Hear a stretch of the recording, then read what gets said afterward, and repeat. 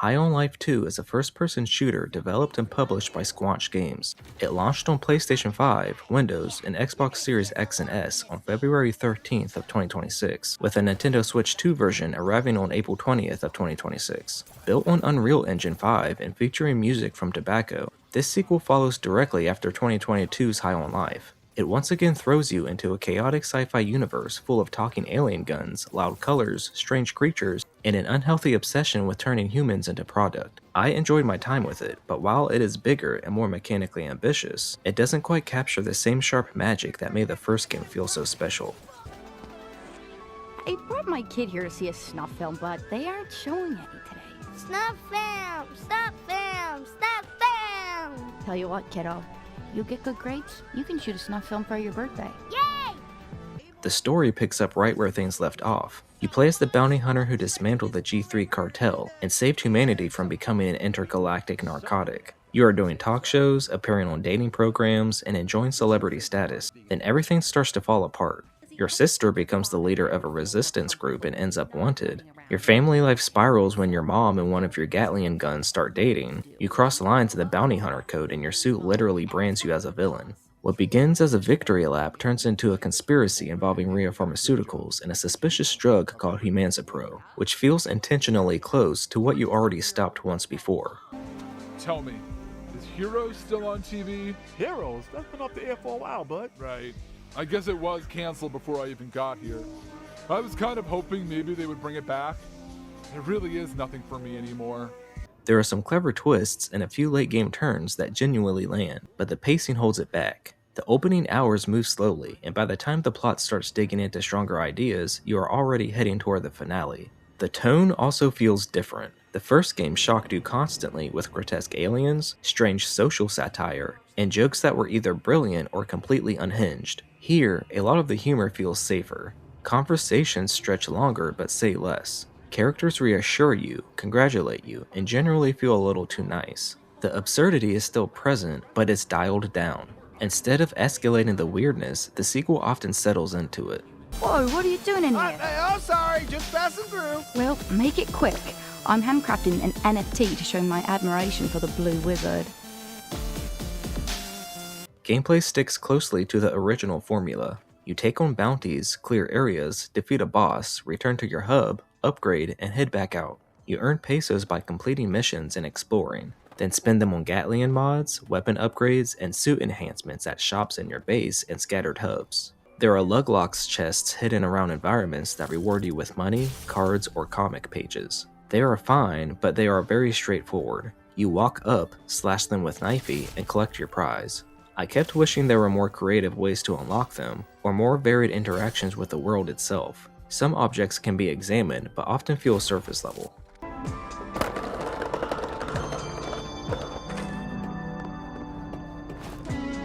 What's inside? I don't care, I just want to stab it. That said, there's a surprising amount to do. You can run a taxi service, complete small side quests, tear down your own wanted posters, enter fight clubs, try escape rooms, visit skate parks, or stumble into strange encounters like trolls under bridges or aliens who irrationally hate other aliens. Exploration is driven less by collectibles and more by moments. It is fun to wander because something odd might happen.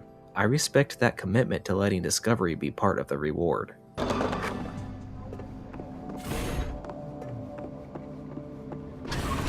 You better move. Nice. Move.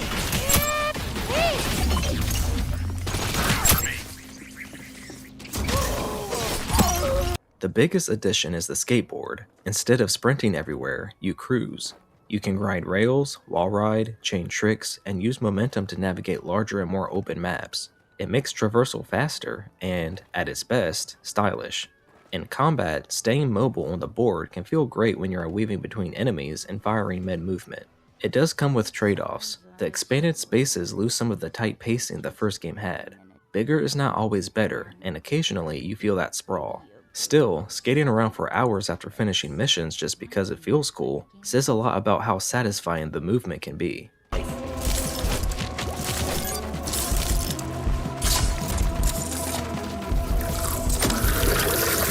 Get away from her.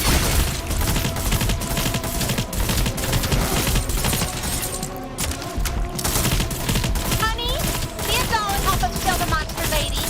Combat remains the highlight.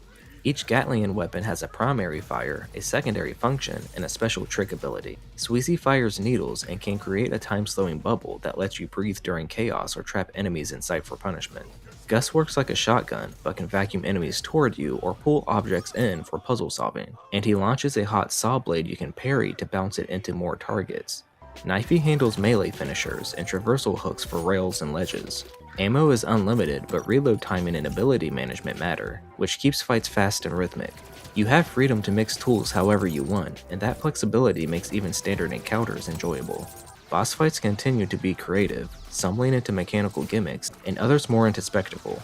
The game is at its best when it fully commits to a bit and lets gameplay reflect the joke instead of just talking about it. Well, I've got bad news. Your name is Crappy Pants McDoodoo. So, my name is Crappy Pants McDoodoo? Oh, that's a terrible name. Why is that my name? But alas, I have no choice but to believe you. Visually, the game looks strong on PS5. The color palette is bold and varied. One moment you are walking through a human zoo, the next you are on a cruise liner with a floating piano, or inside the belly of a creature. Beaches hide buried bodies and storefronts parody real-world brands. The art direction is confident and strange without being messy, which is hard to do with how much this game throws at you. Performance was mostly smooth for me, though I did run into technical issues.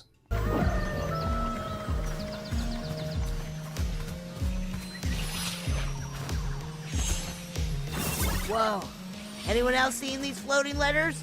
Audio is equally impressive. There is an enormous amount of dialogue, especially from the guns, and it dynamically shifts depending on which one you are holding. That level of reactivity is immersive and ambitious. The soundtrack leans into synthetic beats that pump energy into fights and skating sequences. It matches the game's attitude well.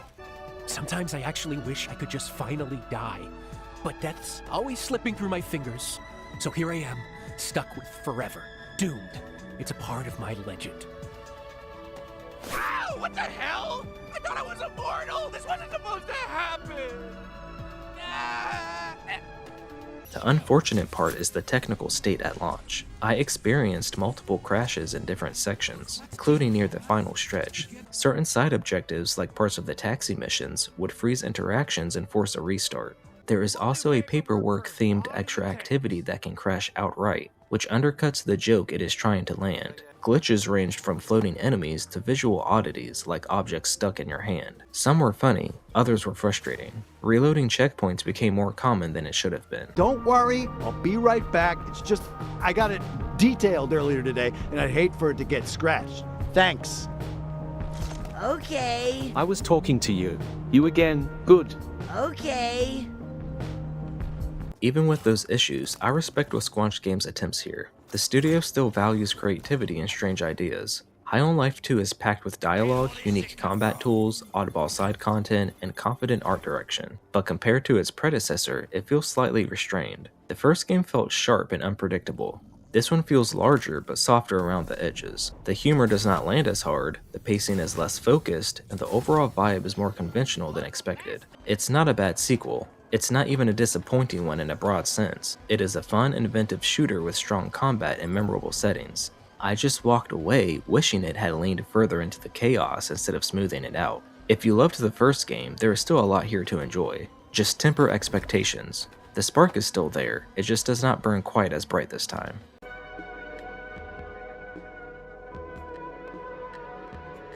I give High on Life 2 an 8 out of 10.